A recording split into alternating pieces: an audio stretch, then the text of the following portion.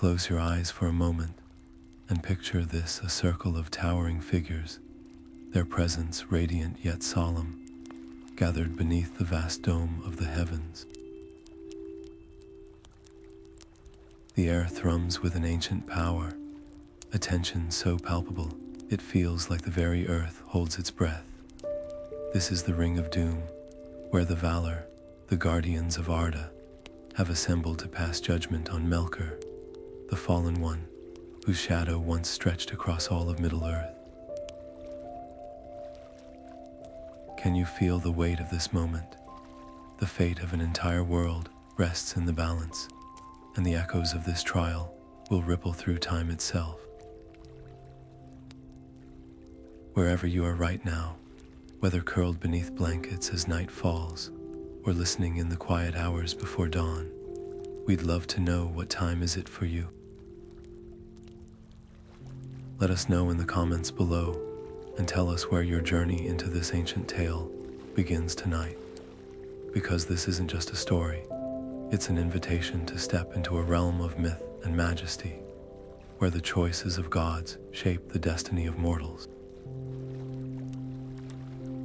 And as Manwë, the High King of the Valor, raises his hand for silence, his voice resonating like distant thunder, you can almost hear the whispers of the wind, carrying the urgency of this trial. The crimes of Melker are countless: his rebellion, his corruption of the very fabric of Arda, his relentless pursuit of dominion. But tonight, the Valor will answer. This is more than a judgment, it's a reckoning. The luminous forms of the Valor cast long shadows across the Ring of Doom, their light flickering like stars caught in a tempest. Each of them carries the weight of ages, the memories of a world unspoiled, and the scars of Melker's defiance. As the trial begins, the air hums with a question that lingers unspoken. Can even the mightiest of the Valor truly undo what has been broken? Or will the shadow of Melker's legacy endure? Settle in, dear listener, because this is where the story deepens, where the threads of fate are woven into something unforgettable. The Valor's words will echo through the halls of time, and by the end, you'll understand why this moment forever changed the heart of Middle-earth. The chains drag against the stone with a hollow, metallic rasp, each link forged by Aulë, his own hands unyielding, unbreakable. Melker stumbles forward, his once glorious form now bent beneath their weight, yet his eyes still burn with a fire that refuses to be extinguished. The Valor watch in silence, their luminous faces unreadable, but the air itself trembles with the gravity of this moment.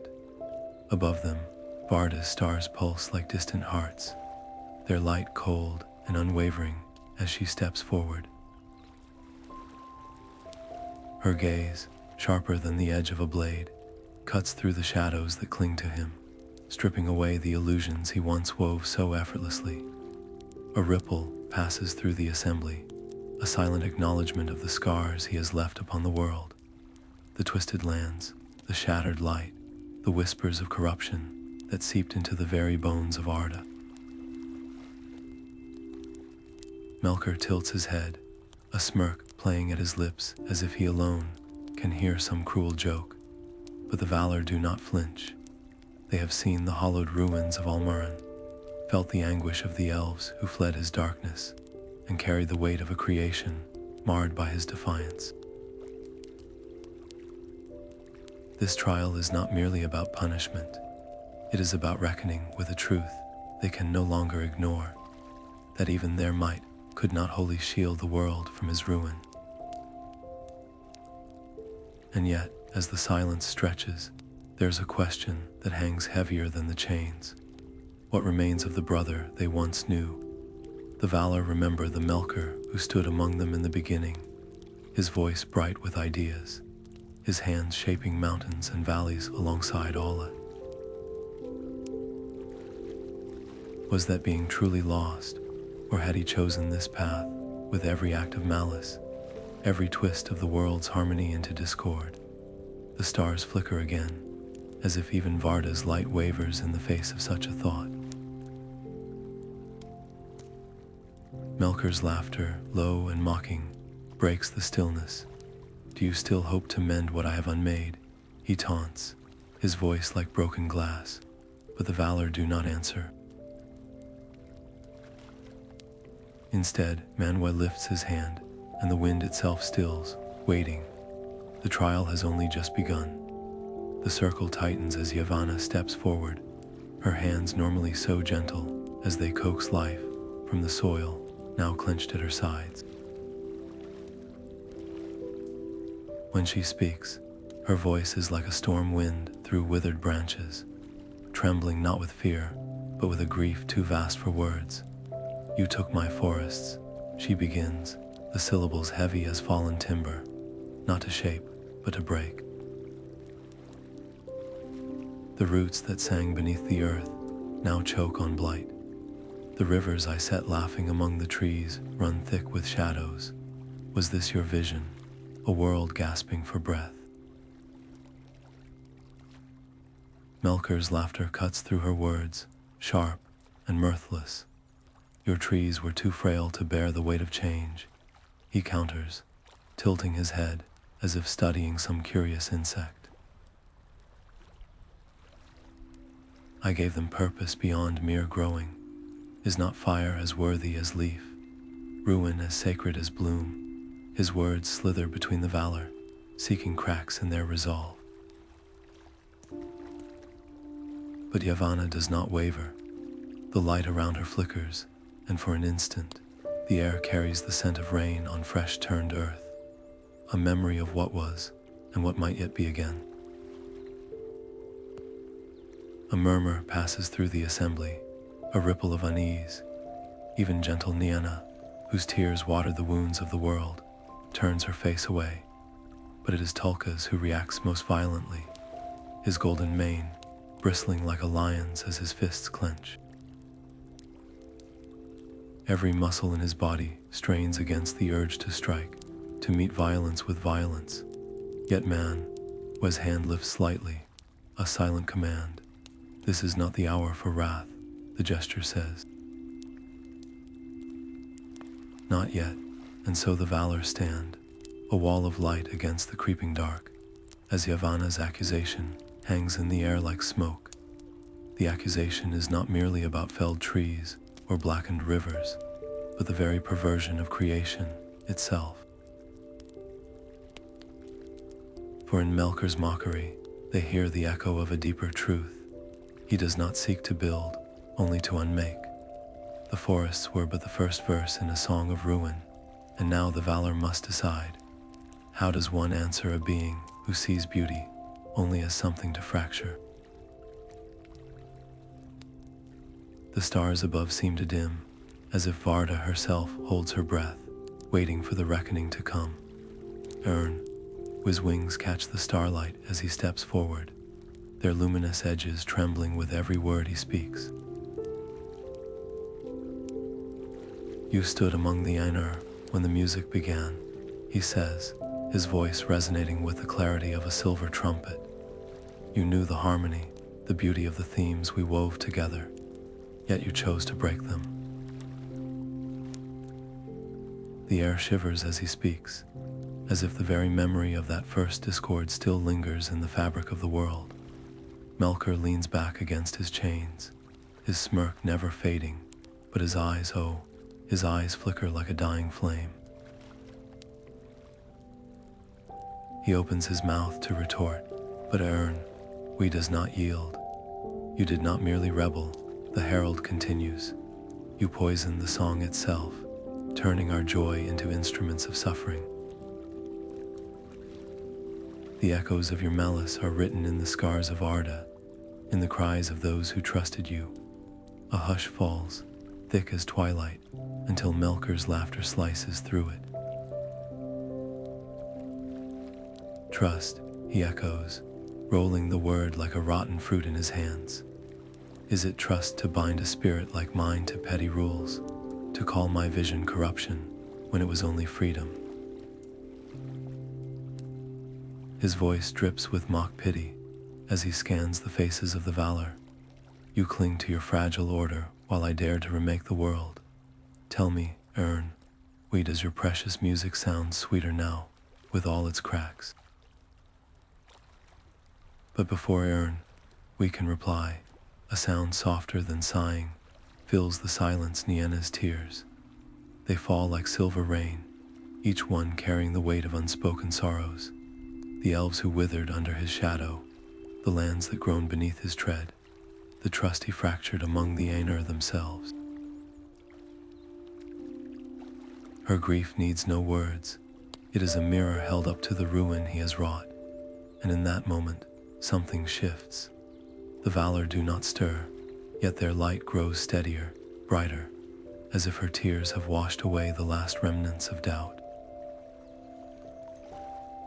Manwë's gaze, usually as distant and untroubled as the sky, narrows. This is no longer about weighing crimes or pleading for repentance. Melker's words are not arguments. They are barbs, each one designed to splinter their unity, to twist resolve into hesitation. But the Valor have seen too much, lost too much. As Nienna's tears fade into the earth, Tulkas' fists uncurl, not in surrender, but in grim certainty.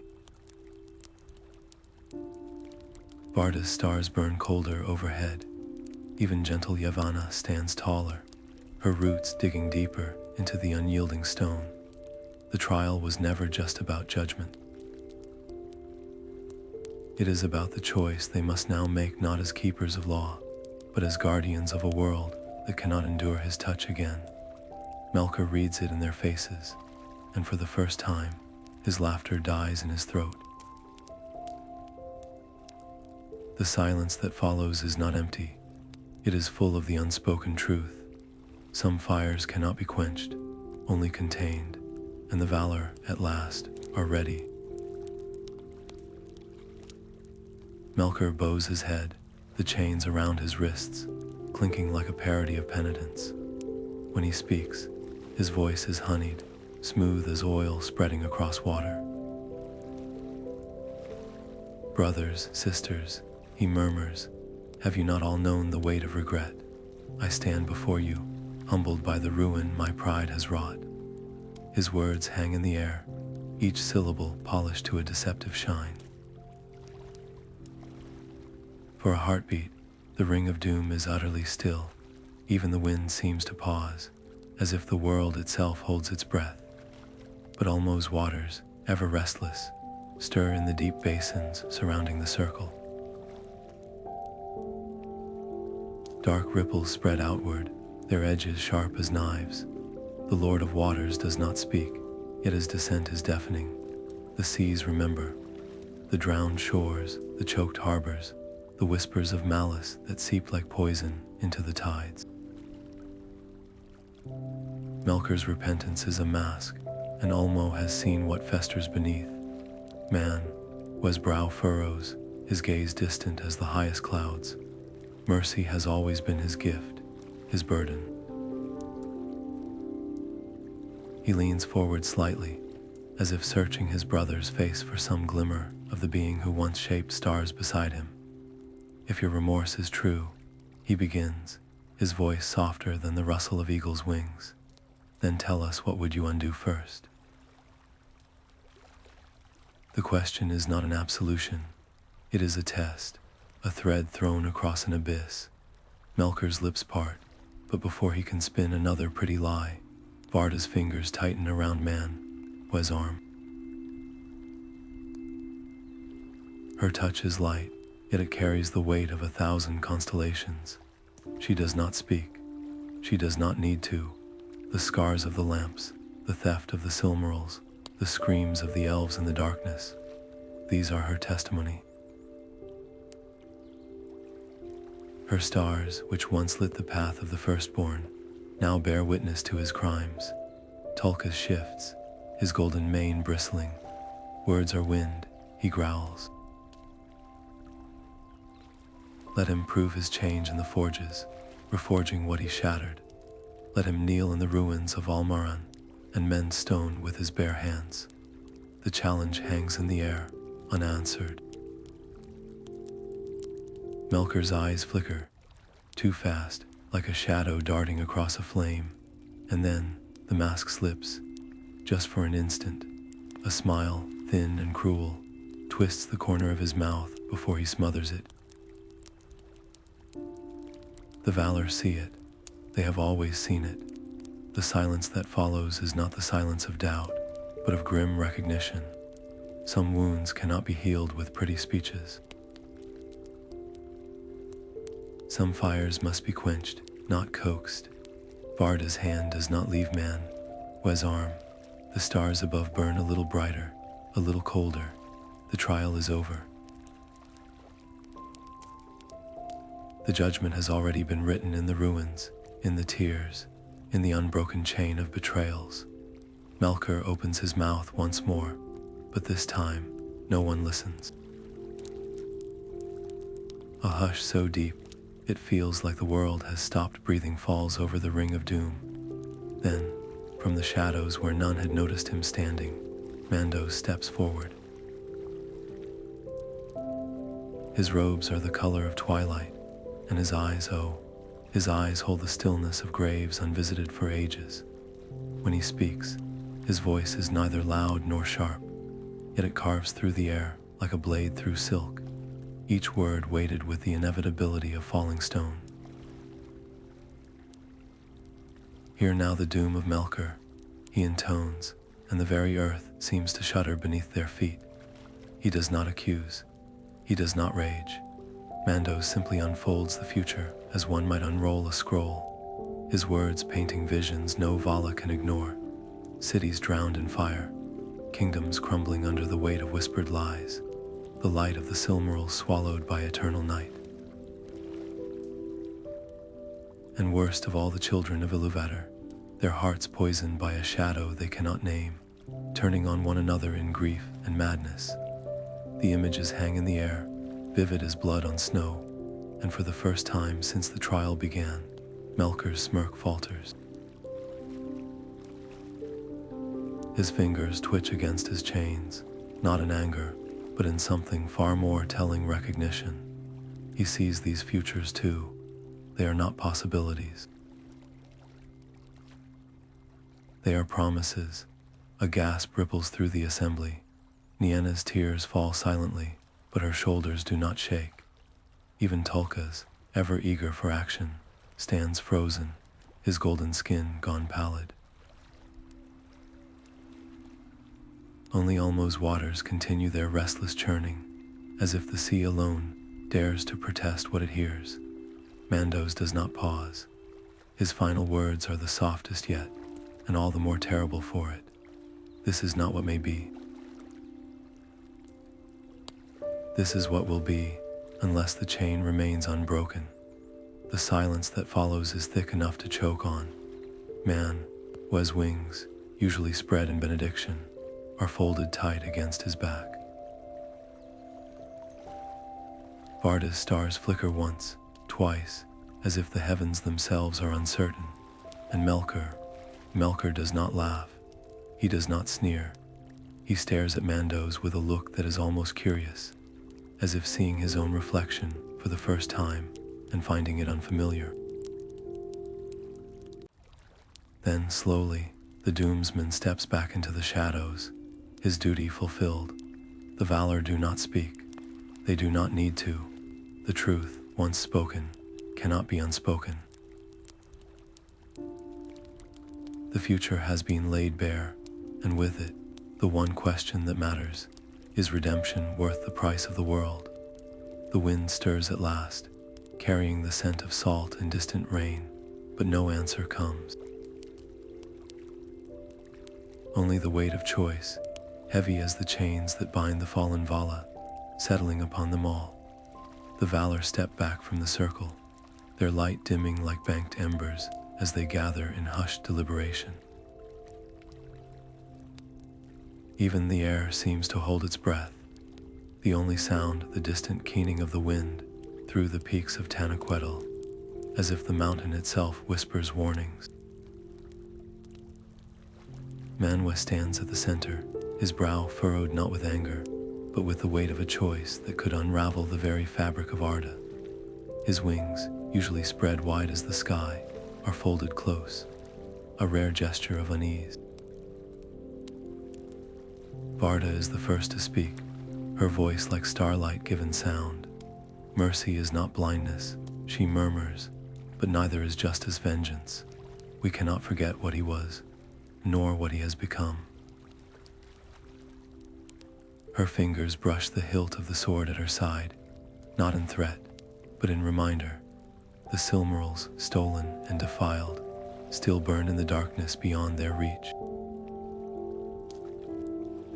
Aulë's hands, calloused from shaping mountains, clench and unclench. I forged his chains, he growls, but even my hammers cannot mend a broken spirit. Every time we have shown leniency, he has turned it to poison. The memory of Almaran's ruins lingers between them, its shattered pillars, a testament to trust misplaced. Then Nienna steps forward, her tears falling silently onto the stone. And yet, she whispers, to deny the possibility of redemption is to deny the very music that shaped us. Is there not a fragment of the brother we loved still buried beneath the shadow? Her words hang in the air, delicate as a spider's web, trembling under the weight of their doubt. Ulmo's voice rises like a tide, deep and inexorable. The sea does not forgive, he intones. It remembers. Every drop of water carries the echo of his defiance. To lose him again is to drown the world in his wake. The basins around them ripple in agreement, their dark surfaces reflecting not the Valor's light, but the endless churn of storm clouds. Tulkas, ever the firebrand, slams a fist into his palm. Enough talk. Let his prison be his proving ground.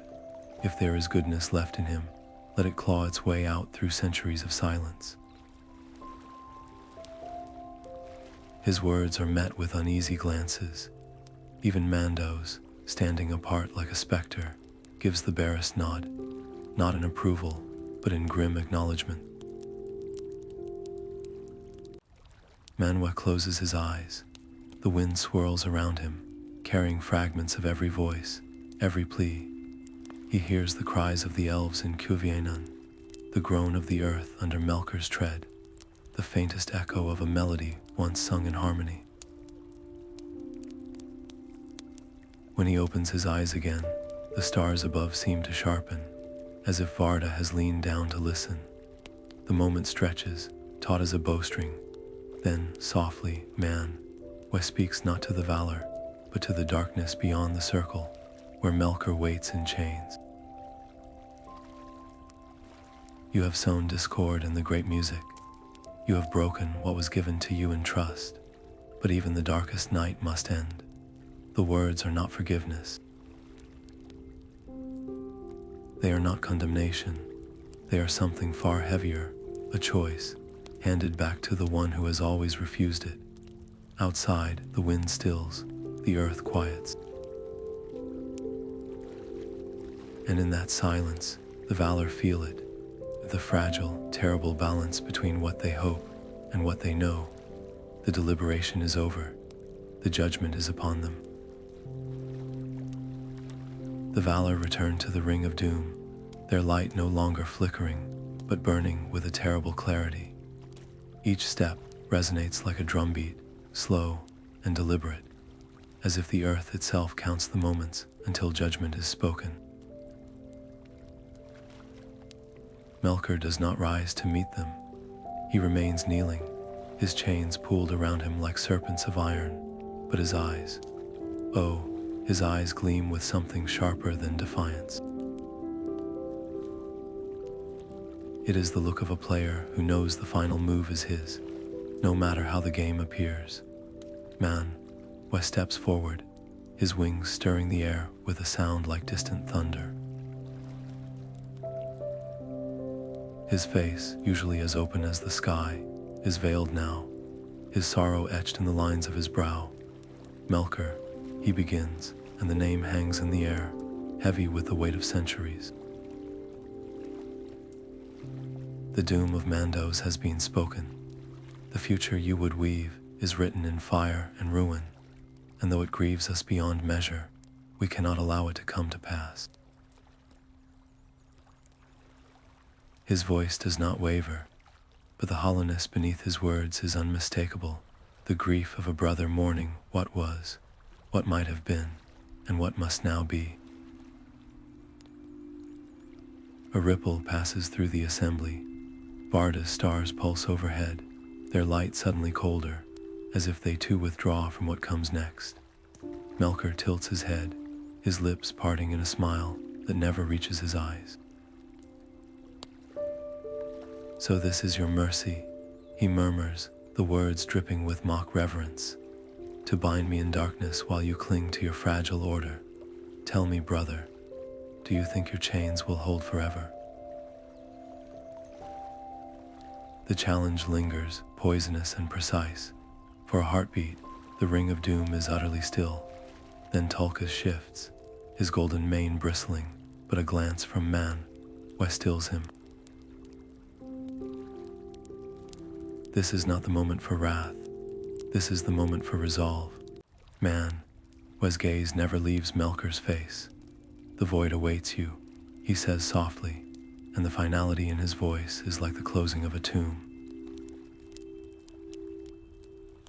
Not out of vengeance, but because there is no corner of Arda left untouched by your shadow. The children must walk in the light without fear of your whispers. The earth must heal without your hands twisting its roots. Melker's smirk falters, just for an instant. The void, an emptiness beyond thought, beyond time, where even his voice would echo unheard. His fingers twitch against his chains, as if already testing the edges of that endless dark. But then he laughs, a sound like cracking ice. "You cast me out, yet you forget. Shadows grow longest in the absence of light. Who will you blame when the night comes for you? The Valor do not answer. They do not need to. The verdict is not a question, nor a debate. It is a line drawn in the fabric of the world, and as Manwë raises his hand, the very air shivers in recognition.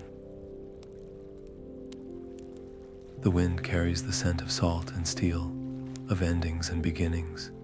Somewhere, far beneath the earth, the forges of Aulë, grown as new chains, are shaped chains not of iron, but of will, of necessity, of a sorrow too vast for words.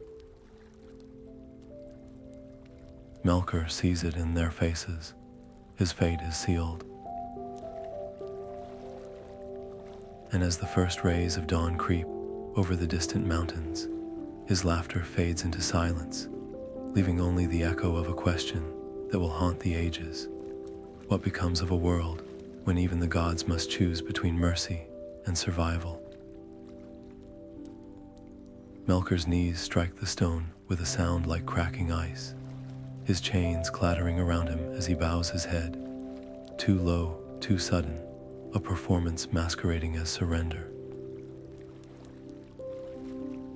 "Mercy," he whispers, and the word shudders through the circle, thick with the weight of unspoken lies. His voice cracks, not with grief, but with the strain of forcing sincerity where none exists. "Have I not suffered enough? Broken as I am, what more would you take?" His fingers twitch against the ground, not in supplication, but like a spider testing its web. Nienna turns away, her silver robes swirling like mist. She does not weep this time. Her tears, once spent on the hope of his remorse, have dried to salt. But Tulkas steps forward, his golden mane bristling, his fists clenched so tight the veins stand like cords. "Enough," he snarls, the word a whip crack in the silence. "Your tongue weaves shadows, not truth. We have heard this song before, every note a lie. The air around him trembles with barely leashed fury, and for the first time, Melker's gaze flickers upward, just for a heartbeat, to meet it. The Valor do not stir, but their light dims, as if a cloud has passed over the sun. Even Aulë, ever patient, exhales slowly, his shoulders sagging beneath the weight of disappointment. You speak of suffering, he murmurs, but the earth still bleeds from your touch. The forges of Ambience smoke with your malice. What mercy have you shown the world? His voice is soft, but it carries the finality of a hammer striking anvil.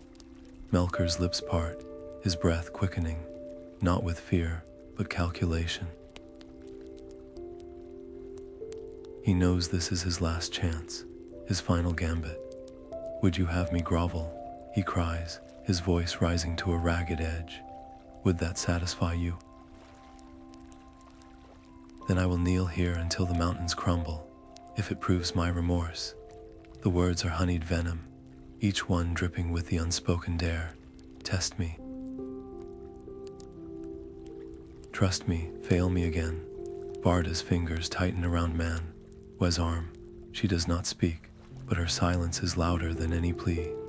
The stars above them pulse once, a flare of cold light, and in that instant, the truth is laid bare. Melker does not repent. He adapts.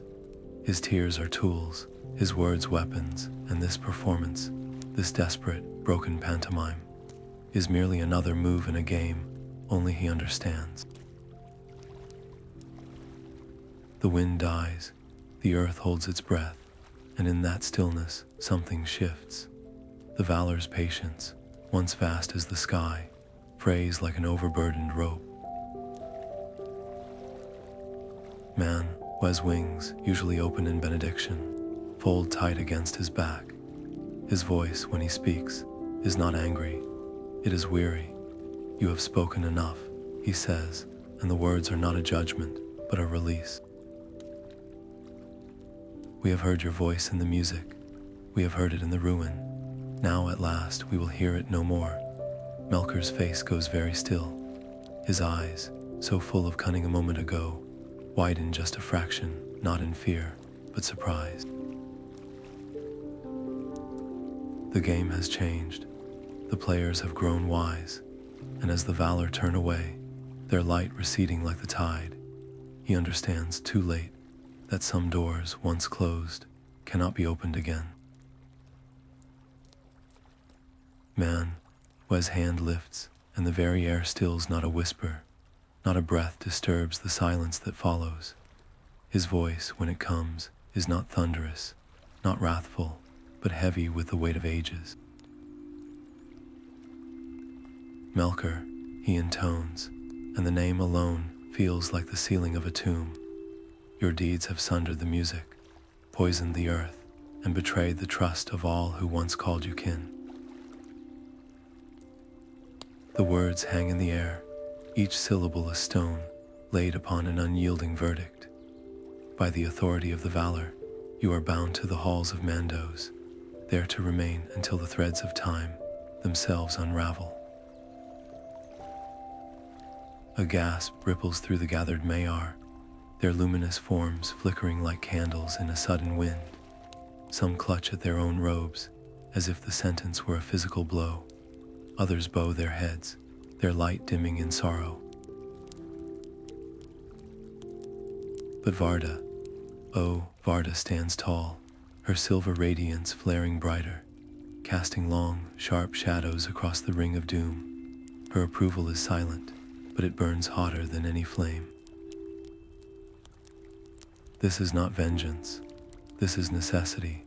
Melker does not scream. He does not rage. He simply stares at Manwë, his lips curled in something too bitter to be called a smile.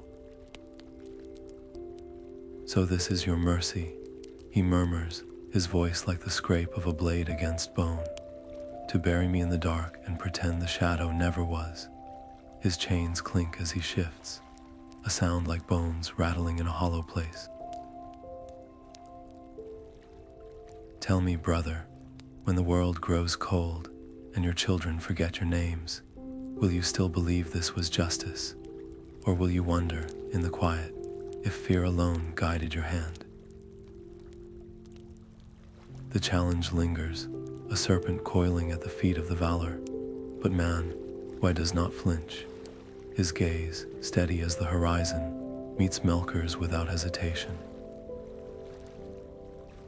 "It is not fear that speaks today," he replies, his voice softer now, almost sorrowful. "It is memory, the memory of Aulë in flames, of the firstborn weeping in the dark. Of every broken promise you wore like a crown."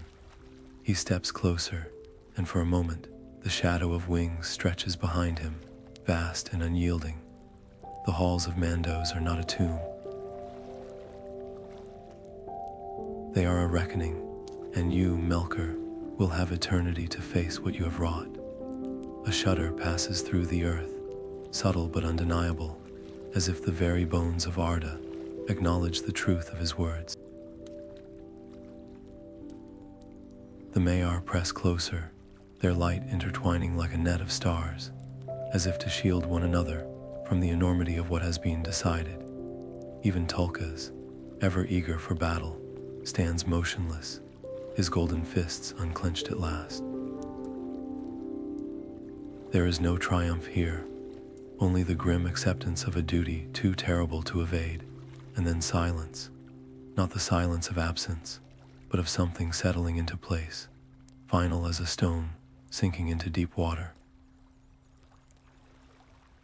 The judgment has been spoken, the doom has been laid, and as the Valor turn away, their light receding like tide from the shore, Melker is left kneeling in the circle, his chains gleaming dully in the starlight. The shadows around him seem to deepen, as if already reaching for him, eager to pull him into the waiting dark. But his eyes, bright with a fire that will not die, follow them until the last. The game is not over, it has only just begun. The chains hiss as they tighten, their glow searing the very air around Melker's writhing form. All his craftsmanship, once meant to shape mountains, now becomes an unbreakable prison, each link forged not just in fire, but in grief. Melker's screams rip through the stillness of Valinor, not the roar of defiance, but the raw, grating sound of a being unmoored from power, from hope, from everything but his own rage. His wings, once vast enough to blot out stars, twist against the metal, their edges blackening like parchment in a flame.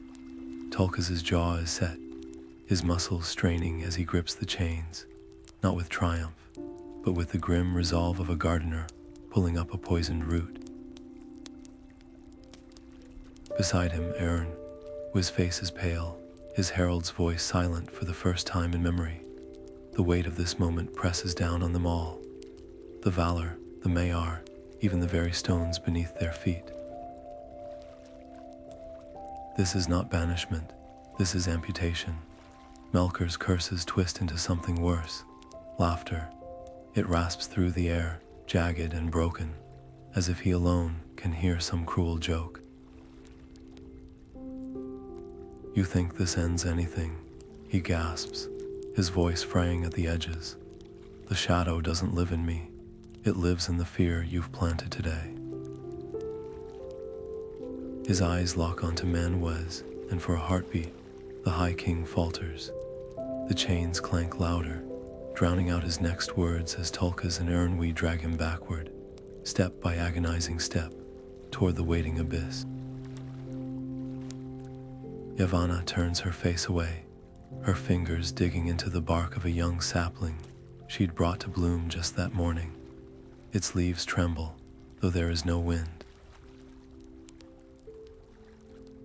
Nienna's tears fall, not for Melker, but for the hollow space his absence will leave, a wound that will fester in the silence. Even Mandos, whose halls will become the fallen Vala's cage, does not speak.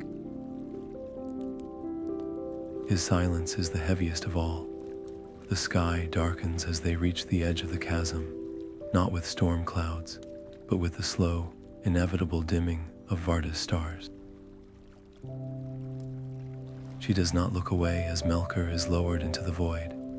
Her light follows him down, not as a mercy, but as a witness. The last thing they hear is not a scream, not a curse, but a whisper, carried up on a gust of frigid air, so quiet it might have been imagination. Remember me, and then nothing. The chains go slack, the earth exhales, the Valor stand motionless, their light flickering like candles in a crypt. There are no cheers, no songs of victory, only the terrible, unspoken truth. Some doors, once closed, cannot be opened again. The world is safer, but it is also smaller.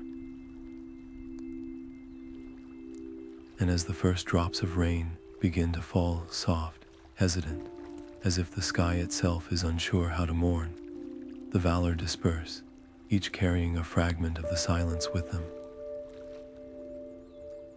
The rain falls softly over Valinor, washing the stones of the Ring of Doom until they gleam like wet pearls.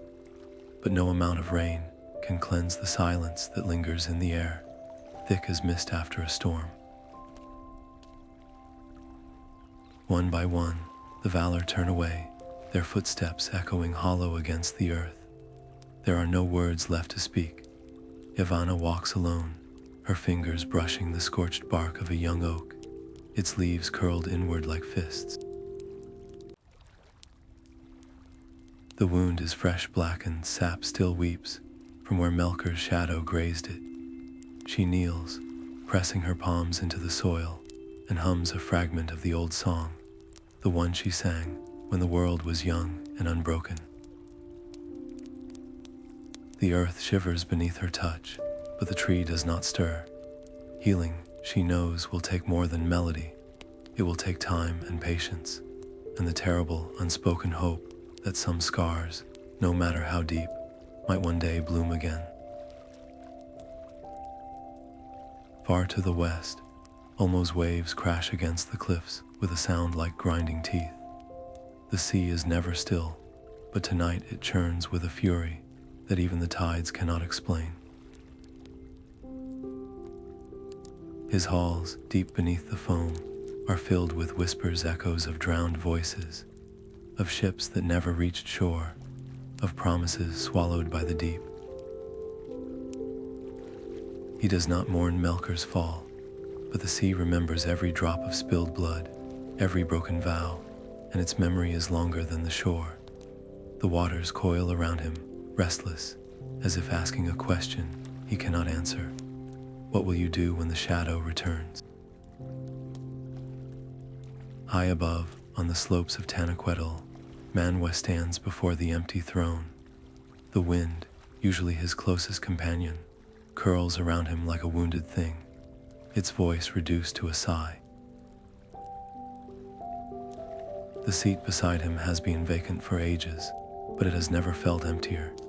He closes his eyes, and for a fleeting moment, he hears it, the faintest echo of laughter, sharp and bright, from a time when the music was whole and the world was new. The memory slips through his fingers like smoke. When he opens his eyes, the throne is still empty. The wind stills, and the weight of what they have done settles over him, heavier than any crown. In the gardens of Lorien, Nienna gathers her silver robes around her, her tears falling silently into pools that reflect no stars. She does not weep for Melker. She weeps for the choice, for the cost, for the unspoken truth that binds them all. To guard the light, they have had to learn the shape of the dark. Her tears ripple outward, touching the roots of the world, but even her sorrow cannot undo what has been woven, and so the night passes. The Valor do not gather again. They do not speak of the trial, or the chains, or the silence that followed. They carry the weight alone, each in their own way, as the world turns beneath them, wounded but breathing. Waiting, the shadow is gone, but the light, when it comes, will never feel quite the same. Night descends over Valinor like a slow sigh, the stars above veiled by thin, restless clouds. The others have long since withdrawn, but Manwë remains at the edge of the ring of doom, his wings folded tight against the chill. The wind, usually so eager to carry his thoughts, now moves in uneasy circles, as if afraid to disturb the silence. Then footsteps, soft as shadows. Mandos emerges from the gloom, his robes blending with the dusk, until only his eyes gleam, twin pools reflecting no light, only depth. When he speaks, his voice is not the thunder of judgment, but the scrape of a page turning in an ancient tome. You believe it is over, he murmurs. The words are not an accusation. They are a blade slipped between ribs, precise and inevitable. The chains will hold for ages, yes, but ages pass, Manwë, and iron rusts. The air grows heavy, thick with the scent of damp stone and something older, the musk of forgotten tombs, of prophecies buried too deep to unearth. Manwë does not turn.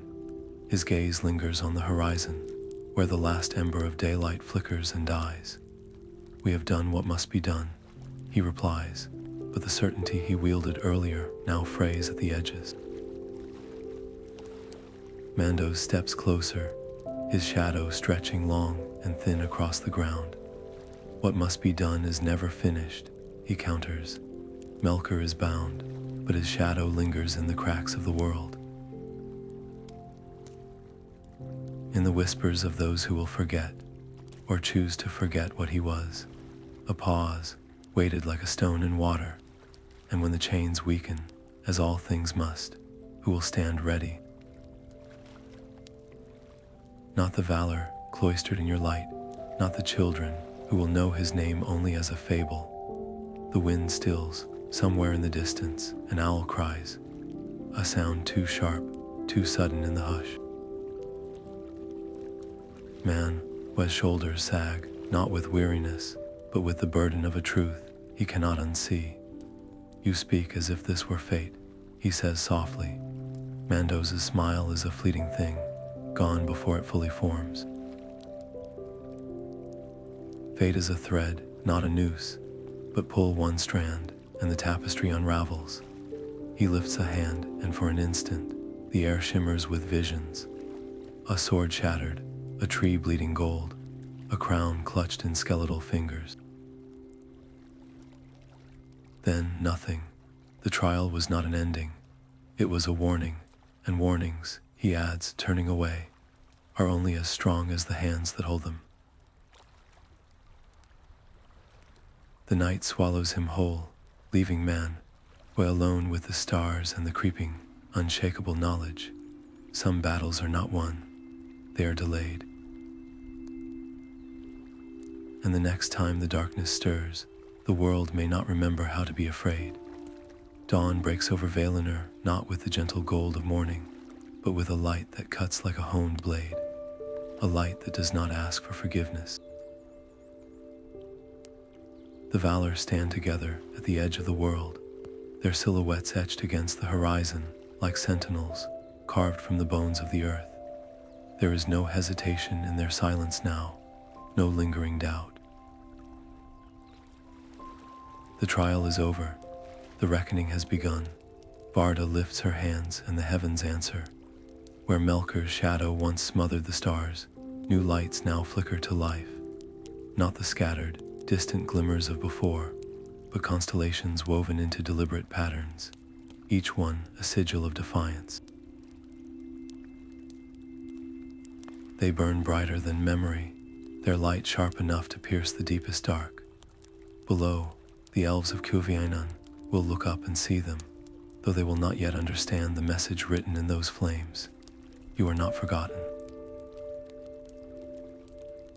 Nearby, Aulë's hammer strikes the anvil with a sound like cracking stone. His forge, usually a place of creation, hums with a different purpose today. The weapons he shapes are not for glory, they are for survival. Blades that will never dull, shields that will never splinter, each one tempered in the fires of a resolve that has learned the cost of mercy too late. His apprentices move in silence, their hands steady, their faces grim. Every curve of metal, every rune etched into steel, whispers the same truth: never again. Yavanna walks the scorched fields where Melker's breath once withered the soil. Her fingers dig into the earth, not to coax life this time, but to plant something fiercer, thorns that bite, vines that twist like serpents, trees whose roots remember the taste of shadow. The next time darkness comes, the very earth will rise against it, and Manwë, he stands at the peak of Tanaquetal, the wind screaming around him like a chorus of warnings. His eyes are not on the horizon, but on the void beyond, the emptiness where Melker's chains now coil. The others may speak of preparation, of vigilance, but the High King knows the cruelest truth: shadows do not fade. They bide their time, and when they return, they will not come as conquerors. They will come as teachers, whispering the oldest lesson of all: that light, for all its brilliance, is fragile. The Valor do not speak of fear. They do not need to. Their actions are their confession. Every new star, every forged blade, every thorned vine is a vow etched in fire and blood. Middle-earth will not fall unchallenged. Not while they remember, not while they breathe, but beneath the resolve, beneath the steel and the starlight, something else stirs. A quiet, creeping dread. For the first time since the world began, the Valor understand what it means to be afraid, and that, perhaps, is the most dangerous thing of all. The earth remembers. Even as Yavanna's hands press into the scorched soil, her fingers tracing the jagged wounds left by Melker's passing, the land shudders not in pain, but in recognition. Her touch is warm as summer rain, and where it lingers, green tendrils unfurl like waking children, their leaves trembling toward the light, but the healing is slow. Some scars run too deep for even a Vala's love to erase. The fields of Ardgalen, once lush and singing with life, now stretch before her like a parchment burned at the edges, their ashen crust resisting her songs. She kneels there, her robes staining with soot, and hums a melody older than the mountains. The ground answers with a sigh, a single blade of grass piercing the blackened earth like a spear of defiance. It is not enough, but it is a beginning. Beside her, Nienna's tears fall silently, each drop a prism of grief and grace. Where they land, the earth does not merely heal, it transforms. A sapling springs from a crack in the stone, its bark silver as moonlight, its roots curling around the remnants of a shattered sword. The elves who watch from afar speak in hushed tones of this miracle, but Nienna does not smile. Her sorrow is not for the dead earth, but for the living who will inherit its memory. They will call this place beautiful, she murmurs, her voice the sound of wind through hollow reeds, and forget what made it so. The elves will weave tales of the Valor's mercy, of darkness vanquished by light, but the tree's roots, coiled around that rusted blade, tell another story, one of resilience, yes, but also of loss too vast to name. The wind carries their work westward, where the forests of Osiriand still whisper of Melker's shadow. The trees here remember, their leaves shiver at unseen footsteps, their branches twisting away from the north as if recoiling from a phantom touch. Yavanna presses her palm to an ancient oak, its trunk grooved like the face of an elder. You endured, she tells it, and the tree's roots shift beneath her feet, a slow, subterranean nod. But when she moves on, the elves who follow in her wake notice something she does not. The bark where her hand rested is darker now, veined with something that is not quite rot, not quite life. A reminder, a warning, the land heals, but it does not forgive. Nienna sees it too. Her tears fall heavier here, carving channels in the soil that glow faintly, like veins of starlight. The elves call these Nienna's tears, and in ages to come, pilgrims will kneel beside them, seeking wisdom in their shimmer, but the tears are not for them. They are for the earth itself, for the silent understanding between the Valor and the world they shaped, that some wounds are not meant to close, they are meant to be remembered. As dusk settles, the two Valor pause atop a hill where the grass grows unnaturally green, a lone circle of vitality in the scarred land. Below them, the first fires of elven settlements flicker like distant stars. The children of Iluvatar are returning, drawn by the promise of renewal. Yavanna's hands flex at her sides, her nails caked with soil. They will plant their homes here, she says, and in time, they will forget the cost. Nienna's only answer is the slow shake of her head, her eyes reflecting not the campfires, but the void beyond the world where chains rust and shadows stir. The earth may heal, the stories may soften, but the memory remains, and in the quiet between heartbeats, the wind carries the faintest echo of laughter, sharp as a blade drawn from its sheath. Deep in the halls of Mandos, where time drips like cold water from forgotten eves, Melker's chains groan with every measured breath. The silence here is not empty, it is a living thing, thick with the weight of centuries, pressing against the walls like a prisoner testing its cage. His voice, once a tempest that shook the foundations of Arda, has been stilled by the will of the Valor, yet his thoughts churn like black water beneath ice, twisting into shapes even Mandos cannot foresee. The air around him hums with a malice so potent, it leaves frost on the stones, a creeping, invisible rot that seeps into the very bones of the earth. The Valor feel it, not as a shout, but as a vibration, a discordant note in the music they can neither name nor silence. Manwë, atop Tenequetl, wakes with a start, his dreams frayed by visions of a shadow with no source. Varda's stars flicker uneasily, their light dimming over lands where no cloud drifts. Even Aulë, whose waters run deeper than memory, finds his currents troubled by whispers that coil like smoke through the tides. They say nothing to one another. There is nothing to say. The chains hold, the doors are sealed, and yet somewhere in the labyrinthine dark, Melker smiles.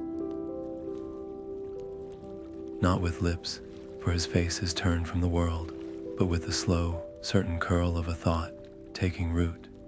They believe this is victory. They believe silence is surrender. But hatred does not need a voice to grow.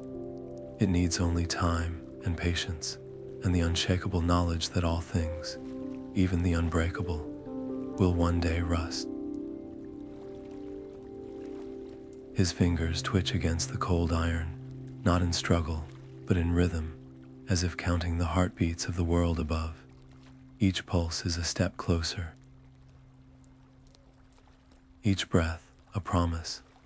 The elves sing of peace in the rebuilt cities of Valinor, their voices bright as new silver. The dwarves delve deep, their hammers ringing with the joy of creation. The earth, though scarred, grows green again under Yavanna's care, but in the quiet between songs, in the hush before dawn, The wind sometimes carries something else: attention, a held breath, the prickle of a gaze from a place where no eyes should be. The children of Iluvatar shiver and call it superstition. The Valor know better, for in the halls of Mandos, where the dead sleep and the doomed wait, a storm gathers without sound. The chains hold, the doors are sealed, but the world turns, and with every rotation, the shadow in the deep stretches just a little farther. This is not the end. It is the pause between notes, the moment before the music twists into something new, and when it comes, even the stars will remember to tremble. The wind atop Tenochtitl is not like other winds. It does not howl or whisper, it listens. Manwë stands at the peak, his robes billowing like storm clouds caught mid-formation, his face turned not toward the sky, but downward, toward the lands that sprawl beneath him. Middle-earth unfolds in patches of emerald and gold, its rivers glinting like veins of molten silver in the fading light. But his eyes linger on the edges, where the shadows gather thicker, where the trees grow gnarled, and the earth still remembers the weight of a dark footstep. He lifts his hands, and the wind obeys before he even speaks, rushing outward in a great exhale that ripples across forests, mountains, and seas. His voice, when it comes, is not thunder. It is the sound of roots shifting deep in the earth, of tides pausing at their zenith, an authority so vast it needs no volume. Hear now the will of the Valor, he declares, and the words are not his alone. They are Varda's light given sound, Ulmo's depth given shape, Yavanna's breath given form. The shadow is bound, but not banished. The land is healed, but not whole. We will keep watch, but the children of Iluvatar must also stand guard. The decree settles over the world like a mantle, heavy with unspoken warnings. Below, in the fledgling kingdoms of elves and men, fires gutter as if in response. A chieftain in Hithlum pauses mid-sentence, his hand tightening around his spear. A weaver in Doriath drops her spindle, the thread snapping as a shiver runs down her spine. They do not hear the words, not as the Maiar do, but they feel them. A prickle at the back of the neck, a dream half remembered upon waking. The Valor's promise is also a burden. Safety is not given, it is earned. Manwë's wings stretch wide, their edges catching the last light of the sun, casting a silhouette that seems to engulf the horizon. For a moment, he is not just a king, but a monument, a reminder carved into the very air. The wind carries his final whisper eastward, where the mountains crumble into plains, where the first fortresses of men rise rough-hewn and defiant. The trial is over, he murmurs, but the memory remains, and memory is the first shield against the dark. Far below, in the roots of the earth, something stirs.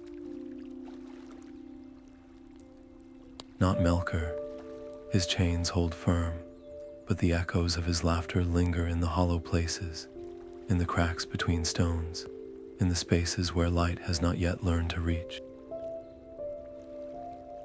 The Valor's vigilance is a wall, but walls can be climbed, and the world, for all its beauty, has never been as innocent as it was before the shadow came. The stars blink awake overhead, one by one, as if Varda herself is counting the hours until the next reckoning. Manwë does not look away from the horizon. He knows what the others do not say, that the greatest danger is not the return of the darkness, but the moment the light forgets it was ever gone. The elves gather on the shores of Eldamar, their voices rising like mist from the silver waves. Their song is softer than starlight, older than the mountains, weaving the tale of the trial into melodies that shimmer and fade like footprints in the tide. The words speak of judgment, of chains forged in grief, of a darkness sealed away. But beneath the harmonies, there's a tremor, a hollowness, as if the very air resists the comfort of closure. The Valor listen from their high halls, their light dimmed not by doubt, but by the weight of knowing. They hear what the elves cannot, the spaces between the notes, where the silence hums with the memory of a shadow that once stretched across the world. On the far side of the sea, where the waves claw at cliffs of obsidian, the water carries echoes of a different song. The mariners who brave those shores speak of hearing whispers in the deep, of currents that coil like serpents around their hulls, of a chill that lingers long after they've sailed away. They do not know, as the Valor do, that the sea remembers what the land forgets, that darkness does not vanish. It sinks, it waits, it learns, and in the quiet of the night, when the elven fires burn low and the children of Middle-earth sleep, the wind sometimes shifts. It carries no words, no warnings, only a presence, a breath against the back of the neck, a flicker at the corner of the eye. The lullaby ends, as all lullabies must, but the dream does not. For woven into every verse, beneath every promise of dawn, is the truth the Valor cannot unknow. Chains may hold, but they do not forgive. And far below, in the dark where even starlight falters, something smiles. Not in triumph, not yet, in patience, the elves sing on, their voices painting the night with hope. The Valor watch, their vigilance a silent counterpoint. And the world, balanced between memory and melody, turns toward morning. One more dawn in an age of dawns, each one a heartbeat closer to the hour when the lullaby ends and the reckoning begins.